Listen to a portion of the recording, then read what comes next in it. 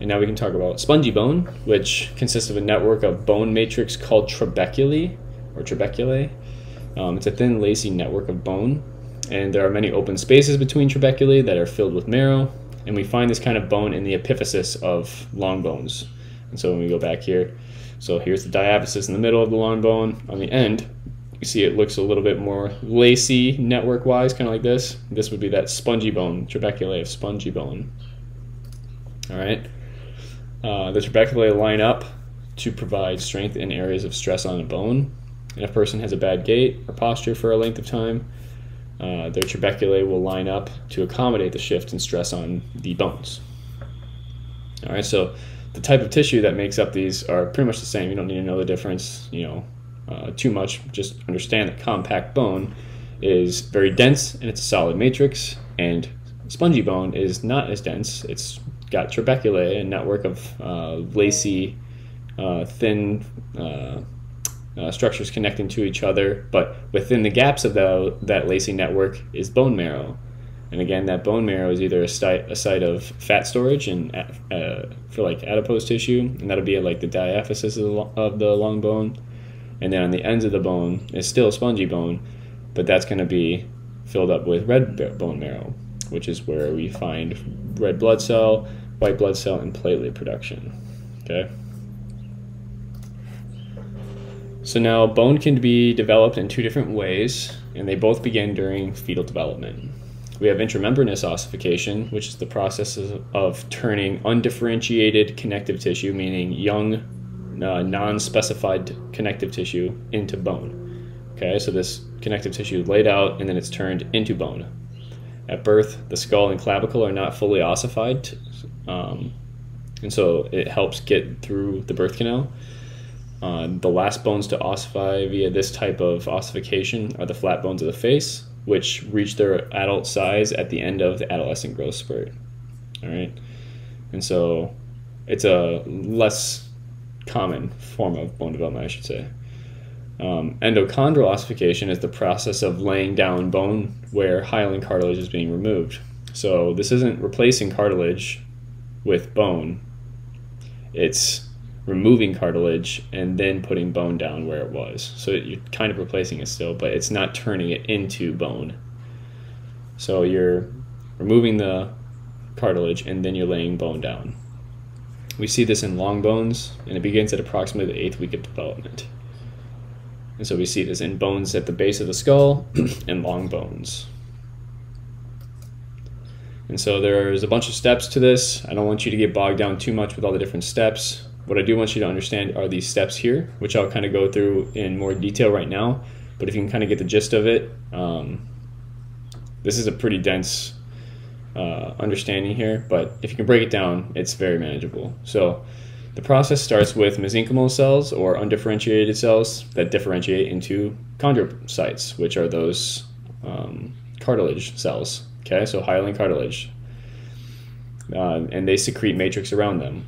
Well, the matrix then calcifies and it kills the chondrocytes inside of it and the hyaline cartilage immediately around them, and then that allows a space for the blood vessels to invade.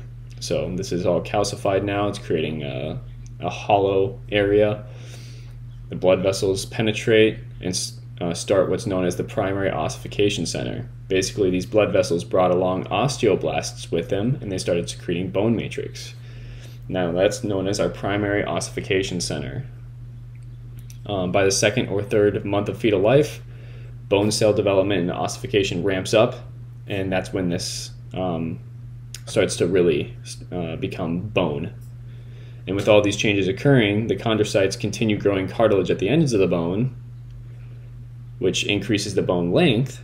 And at the same time that the cartilage is being replaced in the diaphysis over here, so we're removing cartilage over here, we're adding cartilage out here at the same time. And by the time the fetal skeleton is fully formed, cartilage only remains in the articulating side, where it would articulate with other bones, and then in between the epiphysis and the diaphysis. And that's called the epiphyseal plate, or epiphyseal line. This is your growth plate. And after birth, the same sequence of events, 1 through 3, occur in the epiphyseal region, which is the end of long bones. And so this begins to ossify into spongy bone. Okay, so quick summary. Cartilage is laid out by chondrocytes. These are cartilage secreting cells. They secrete matrix. That matrix calcifies and kills them and the surrounding tissue, and that creates a cavity. That cavity is invaded by blood vessels, and then primary ossification center is established by those osteoblasts, those bone secreting cells. And then over time that ramps up, and then eventually that gets repeated in the epiphyseal region, the end of the long bone. And that establishes your secondary ossification center. So basically you have cartilage, and then you establish a primary ossification center, and then you establish a secondary ossification center. Okay? So break it down. You don't have to memorize all these terminology, just understand the things that you need to understand based on what I have laid out here, and diagram it out or write it out a couple times. It'll get more simple as you go. And now we can talk about how bones grow in length. Basically that epiphyseal plate or that epiphyseal line, it keeps getting replaced with bone, but then more cartilage is laid out on the other side, and that just keeps going on until hormones tell it to stop. Okay, so basically you have a growing bone and there's cartilage surrounding the entire epiphysis, and it just keeps on adding cartilage right here and replacing that cartilage by bone over here, and it just keeps happening until it grows older, until that becomes completely ossified, which is controlled by hormones. But then we do end up with a little bit of articular hyaline cartilage at the end here, so that our bones don't rub on each other, because that would be very painful and also not efficient. So again, what we're seeing here is cartilage being replaced, cartilage being added, and that's how long bones grow. Endochondral ossification.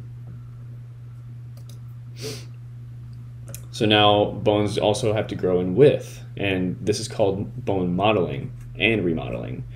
While bones are increasing in length, they're increasing in diameter. This process is the process in which the matrix is resorbed on one surface of a bone and deposited on a different surface of the bone is known as modeling. And this primarily takes place during a bone's growth.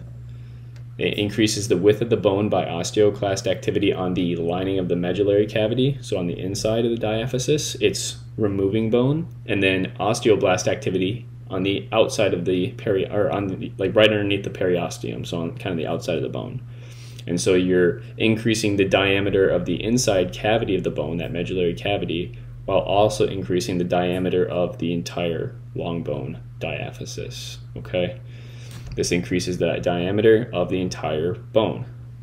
But once you're done growing in adult life, the bone undergoes what's called remodeling. This is when resorption of old or damaged bone takes place on the same surface where osteoblasts lay down new bone to replace the resorbed material. This process of remodeling bone involves constantly breaking down the old bone and building new bone. This doesn't necessarily increase or decrease the width of the bone, but it can depending on the circumstance. Ideally, osteoblast activity should equal osteoclast activity so that we have neither growth nor loss of bone in adulthood. But this is not always the case due to dietary or lifestyle factors that can come into play, which affect this process.